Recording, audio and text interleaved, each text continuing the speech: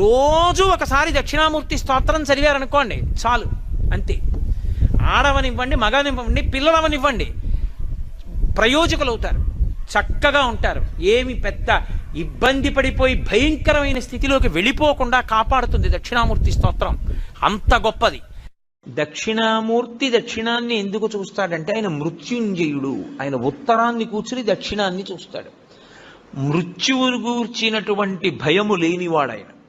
ఆయన పాదములు పట్టుకుంటే మృత్యుభీతి పోతుంది, భయం పోతుంది. అందుకే దక్షిణామూర్తి స్వరూపం అసలు సమస్త ఐశ్వర్యము దగ్గర నుండి, చదువుల దగ్గర నుండి, మోక్షము వరకు దక్షిణామూర్తి ఇవ్వలేనటువంటిది లోకమునందు లేనే లేదు.